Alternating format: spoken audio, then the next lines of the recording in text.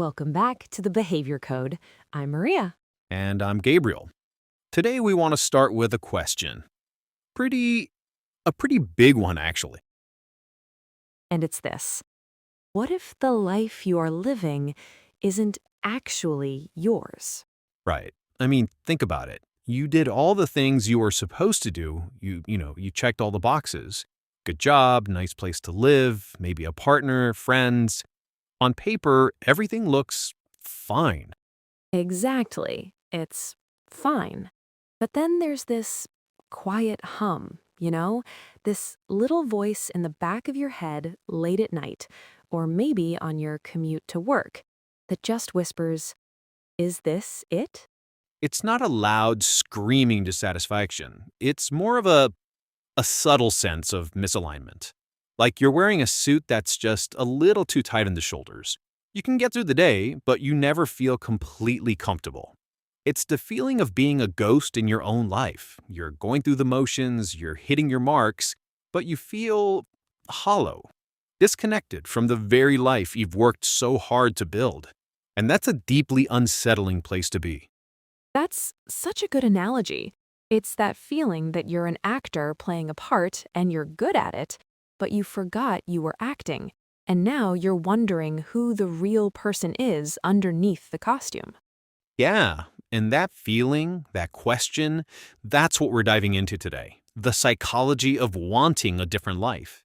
And the scary part is the costume is comfortable. The applause from the audience, our friends, our family, society, it's validating. So we just keep playing the part because the alternative, taking off the costume and revealing who is underneath, feels incredibly vulnerable. And if you're listening to this and it's resonating, first of all, you are so not alone. This is an incredibly universal feeling. It really is. So many people feel stuck. And it's not a personal failure. It's almost a design feature of modern life. We are handed these scripts from birth, really. Absolutely. I think we often imagine we're the only ones feeling this way, that everyone else has it all figured out. But the truth is, this feeling of being adrift is a silent epidemic of the modern age. We're more connected than ever, yet we've never been more isolated in our private anxieties. We see the highlight reels of everyone else's lives, and we compare them to our own behind-the-scenes footage. Oh, 100%. The societal expectation script, right? Go to school, get good grades, pick a sensible career, find a partner, buy a house, work for 40 years. It's laid out for us. It's a path, and paths are comforting. And the behind-the-scenes footage is always messy. It's filled with doubt and laundry and boring Tuesday afternoons. But we don't see that. We see the curated perfection, the exotic vacations, the career milestones, and we think their life is a story, and mine is just a series of chores. They are, because they remove the burden of choice, and choice can be terrifying. So we take the path, and for a while it works. The routine is easy. Get up, go to work, come home, watch TV, sleep, repeat. It's autopilot. Our brains love autopilot. It conserves energy. It's efficient. You don't have to actively think about every single decision when you're just following the routine you've built for years. But the danger of autopilot is that you can travel miles and miles in the wrong direction. You wake up 5, 10, maybe 20 years later, and you look around and think, how did I get here? This isn't the destination I wanted. Right, because you never consciously chose it. You just sort of drifted into it. You followed the current of expectations from your parents, your teachers, your friends, from society. And one day you realize the current has taken you to a place that doesn't feel like home. And it's so insidious because it's not one big decision. It's 1,000 tiny ones, 1,000 little compromises. Saying yes to a project you don't care about. Staying in a city because it's convenient. We don't notice the path diverging bit by bit. And that's the core of this universal feeling. It's the realization that the life you've built, while maybe perfectly acceptable to others, was built on a blueprint that someone else drew for you. And that's a really jarring thing to wake up to. It can feel like a betrayal almost, but a betrayal of yourself. Exactly. So let's get into the psychology of it. Because there are some really specific cognitive biases and psychological principles at play here. It's not just you being, ungrateful or flighty. Yeah, let's break it down. One of the biggest concepts is something called hedonic adaptation, which sounds super academic, but it's actually something we all experience constantly. It's also called the hedonic treadmill. The basic idea is that humans have a baseline level of happiness. And no matter what good thing or bad thing happens to us, we tend to revert back to that baseline over time. So you get that big promotion you've been working towards for years. For a few weeks, maybe a month, you're euphoric, you feel amazing. But then it just becomes your new normal. The excitement fades and your happiness level goes right back to where it was before. Exactly. And we think that the next thing, the bigger house, the faster car, the next relationship, will be the thing that makes us permanently happier.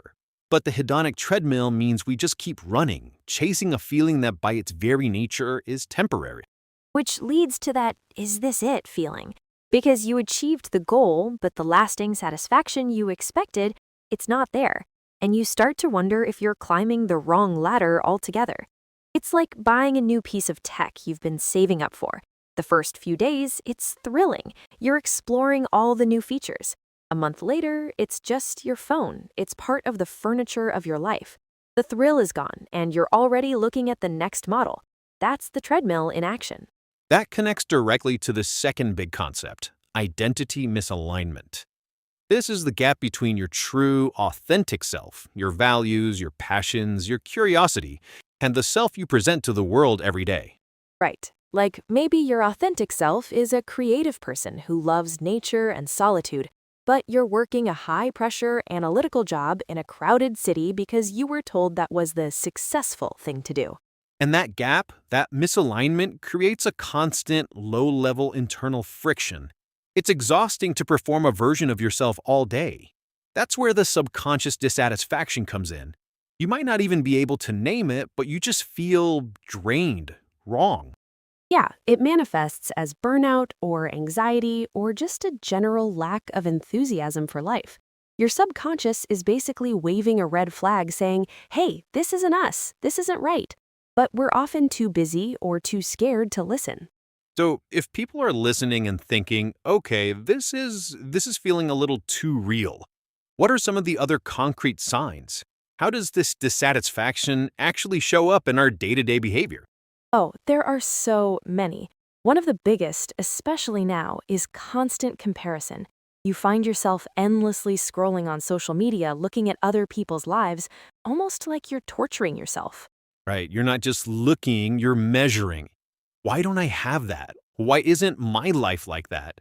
It becomes a yardstick for your own perceived failure. Another huge one is just deep, pervasive boredom. Not the, oh, I have nothing to do for an hour kind of boredom. It's a soul level boredom. Your routine feels stale. The things that used to excite you now feel like chores. There's no spark.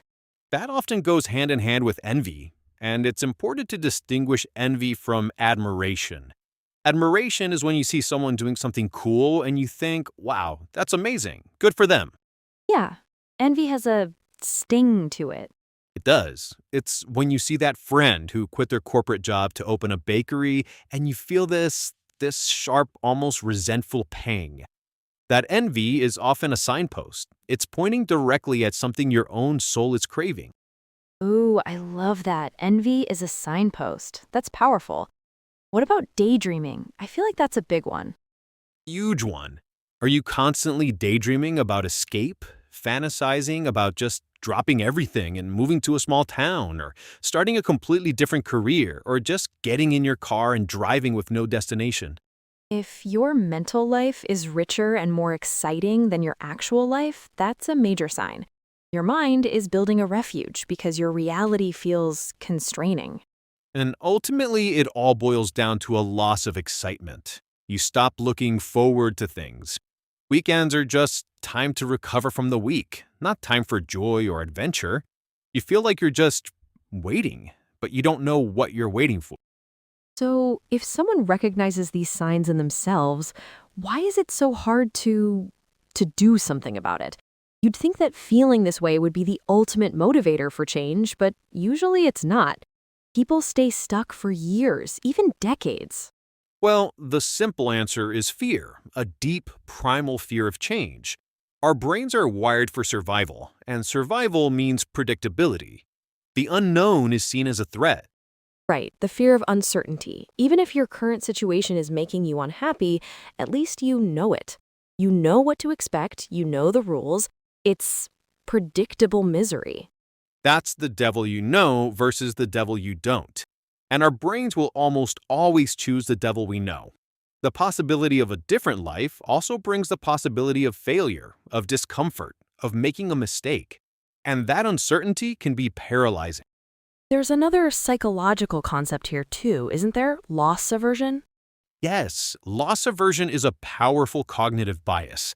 Studies show that the pain of losing something is about twice as powerful as the pleasure of gaining something equivalent. So leaving that stable, soul-crushing job means losing a steady paycheck, benefits, a certain status. The fear of losing those things is way more powerful than the potential joy of finding a job you love. Precisely. We overvalue what we have and undervalue what we might gain. So we cling to our comfortable misery. It's not happy, but it's safe. It's a gilded cage. The door might be unlocked, but stepping outside is terrifying. The gilded cage. Wow, that's it exactly. And then on top of all our internal fears, there's the whole other layer of external pressure. Social pressure. Humans are social creatures. We are deeply, deeply wired to care what our tribe thinks of us. For most of human history, being ostracized from the tribe meant death. And even though that's not literally true anymore, that fear is still baked into our DNA. So the thought of telling our family, hey, I'm quitting my law degree to become a potter, it can feel like a life or death situation. You're afraid of the judgment. You're afraid of disappointing them. You can already hear your dad saying, "A potter? How are you going to make a living?" Or your friends saying, "Are you crazy? You had such a good thing going." Yeah, the fear of judgment is massive. We fear that people won't understand, that they'll think we're irresponsible, or worse, that they'll think we failed. Especially if you try something new and it doesn't work out immediately. There's also the pressure of the investments others have made in you. Your parents paid for your education in a specific field, or your partner moved to a new city for your job. There's a sense of obligation, of debt. It feels like your decision isn't just about you. It affects this whole web of people, and that can feel like an impossible weight to push against. So we just don't. We swallow the dissatisfaction and carry on. So it's a perfect storm, really. You've got internal fear of the unknown, you've got loss aversion, and you've got external social pressure. It's no wonder people feel so trapped. Right. Okay, so this might sound a little bleak, but there is a way through. There is a turning point. And the very first step, the absolute most important one, is just awareness. Just this, just listening to this podcast and nodding along. Admitting to yourself without judgment, yes, I am unhappy. Something needs to change. That is a monumental step. It's huge, because you can't solve a problem you refuse to acknowledge. You have to stop numbing the feeling or pushing it away and just let it be there. Let yourself feel the dissatisfaction. And then I think it's crucial to understand that change doesn't have to mean a dramatic burn-it-all-down explosion. That's what we see in movies, right? The character quits their job in a blaze of glory and buys a one-way ticket to Bali. Yeah, and that's so intimidating that it makes us do nothing. The alternative is small shifts, tiny experiments. You don't have to quit your job as an accountant to see if you like painting. You can take a weekend workshop. It's about gathering data. You're a scientist in the laboratory of your own life. Your hypothesis is, I might be happier if I did more creative things. The experiment is the painting class. The data is how you feel during and after. I love that frame. It takes the pressure off. It's not a lifelong commitment, it's just an experiment. And through these little experiments, you start what you could call identity rewiring. Tell me more about that. Well, if you see yourself as just an accountant, it's hard to make a change. But if you take that painting class, you can start telling yourself, I'm an accountant and I'm a person who explores their creativity. Oh, okay, so each small action rewires your self-perception. You start to see yourself not as someone who is stuck, but as someone who is curious and capable of change. Exactly. You're building evidence for a new identity. And with each piece of evidence, the identity gets stronger, and the next step gets a little bit easier. Okay, so let's get really practical. Let's say someone is in that awareness phase. They feel the misalignment. What are some of those first small, non-scary action steps they can take? My favorite starting point is journaling, but not like Dear Diary journaling, more like a brain dump. Get a piece of paper and just write without stopping and without judgment. Answer questions like, what am I tolerating? When do I feel most alive? What did I love to do as a kid? Getting it out of your head and onto paper is so important. It makes it real. It helps you see patterns you might have missed when it was all just a jumble of thoughts. The second step is to actively redefine your definition of success. So much of our stuckness comes from chasing a version of success that society gave us. Money, status, title. You have to consciously sit down and define it for yourself. Does success mean having more free time, more creativity, more connection? Once you have your own definition, you have a new compass. You're not navigating using someone else's map anymore. And that's when you can start testing new paths, like we mentioned. Take that class, volunteer for a cause you care about. Start a tiny side project that's just for you, with no pressure for it to be a business. And maybe the hardest but most crucial step is to practice detaching from the need for approval. This is an ongoing practice. You have to start making small choices that are just for you, even if no one else gets it. You have to become the primary authority in your own life. That doesn't mean you don't care about other people, but it means your inner voice, your intuition, gets the deciding vote. Not your mom's, not your boss's, not your partner's. Yours. That's the real turning point, when your desire to be true to yourself finally becomes stronger than your fear of what other people will think. So, as we wrap up today, if this episode has stirred something in you, don't push it away. The urge to want something different for your life isn't a sign that you're broken. It's a sign that you're growing. It's your authenticity knocking on the door, asking to be let in. It's not something to be afraid of, it's something to be honored.